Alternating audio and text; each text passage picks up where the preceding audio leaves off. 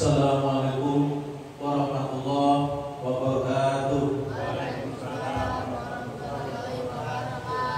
Alhamdulillahirabbil alamin wa bihi nasta'in ala umuri dunya waddin wa ala alihi wa sahbihi ajmain. Asyhadu an la ilaha illallah wa asyhadu anna Muhammadan abduhu wa rasuluh. Amma ba'd. Tema kutum kali ini kita ambil judul, kita sama-sama mempelajari tentang fidyah. Simpel, sepele, namun kadang kita sendiri lupa atau nggak tahu, bahkan nggak tahu karena mungkin kita jarang untuk melaksanakannya. Ayo kita sama-sama belajar, jangan sampai kitanya sama yang memakai menggunakan kita nggak tahu.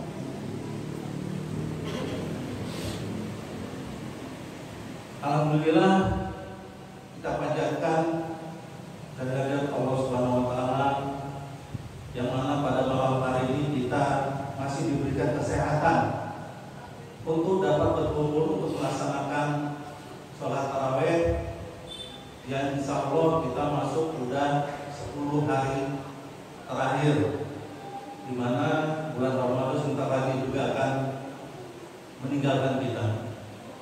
Salawat dan salam marilah kita sanjungkan kepada junjungan kita Nabi besar Muhammad sallallahu alaihi wasallam beserta keluarga, sahabat serta pengikutnya sehingga akhir zaman yang insya Allah syafaatnya nanti kita nantikan pada hari yaumil akhir. Amin ya rabbal alamin.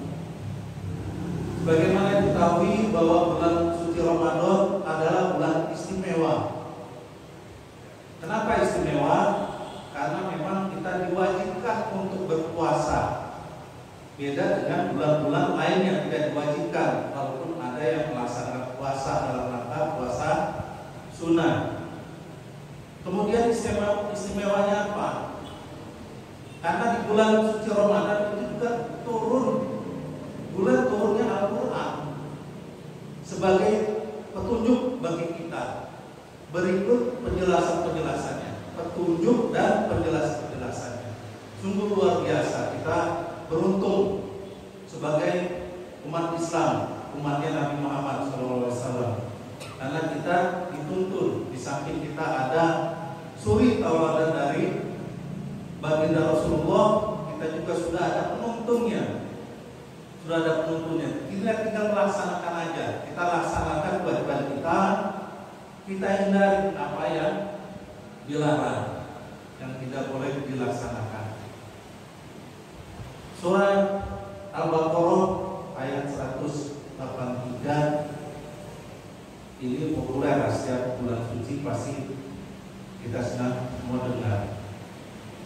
Ya ayyuhallazina amanu kutiba alaikumusiyam kama kutiba alal ladzina min qablikum la'allakum tattaqun.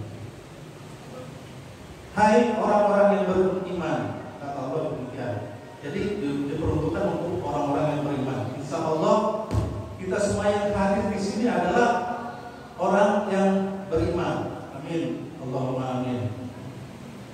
Diwajibkan atas kamu untuk berpuasa, sebagaimana telah diwajibkan berpuasa kepada orang-orang sebelum kamu agar kamu bertakwa.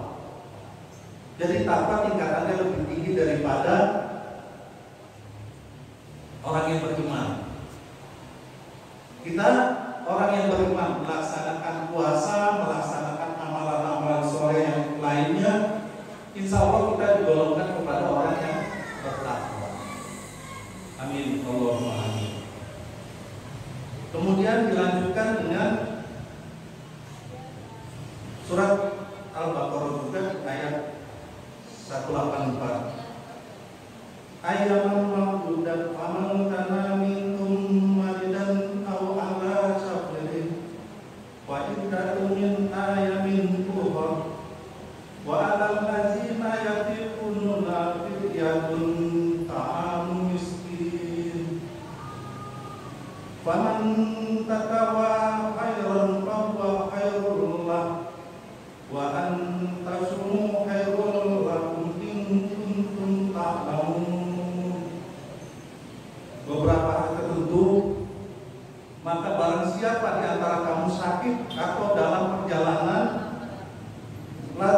tidak berpuasa, maka wajib mengganti sebanyak hari yang dia tidak berpuasa itu pada hari yang lain. Dan bagi orang yang berat melaksanakannya wajib membayar fidyah, yaitu memberi makan seorang miskin. Saya ulangi lagi, seorang miskin, jelas ya, bukan orang lainnya. Sekarang apa kategori orang miskin? Menurut buku yang saya baca masalah kemiskinan dan pengentasannya karya Ustaz Quraisy Shihab, bahwa miskin adalah orang yang mempunyai harta, mempunyai pekerjaan, namun tidak mencukupi kebutuhan sehari-harinya. Kemudian ada satu kalimat lagi, fakir. Biasanya kan ada dua kalimat, fakir dan miskin kan gitu ya. Fakir seperti apa? Nah, menurut buku tersebut, fakir adalah orang yang tidak mempunyai harta, juga tidak mempunyai pekerjaan, otomatis tidak bisa menutupi kebutuhannya. Berarti fakir itu di bawah daripada miskin. Nah, berarti fakir berhak nggak menerima fidyah?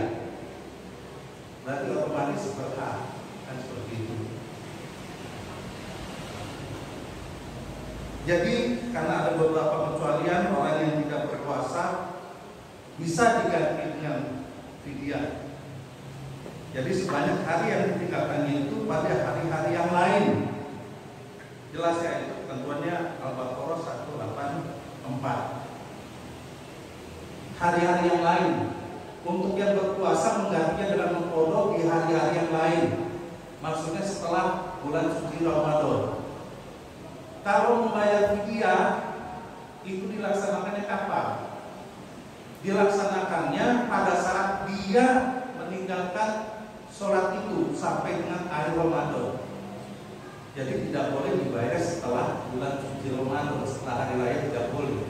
Paling lambat sebelum sholat Id, sama dengan zakat.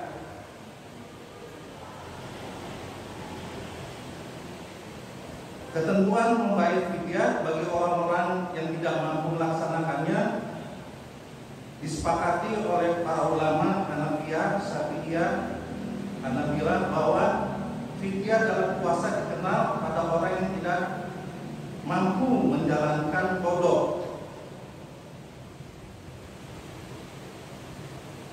Di antaranya orang tua yang sudah tidak mampu berpuasa, kemudian orang sakit yang tak kunjung sembuh. Hukumnya jelas, wajib.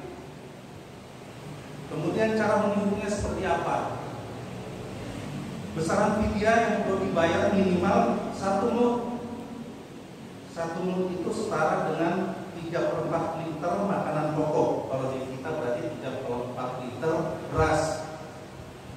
Ada pula ulama yang mengatakan besaran fidyah itu sebanyak 2 mud atau setara 1,5 kilogram makanan pokok. Ada pula yang mengatakan sebanyak 1 sa' atau setara dengan 2,75 liter makanan pokok.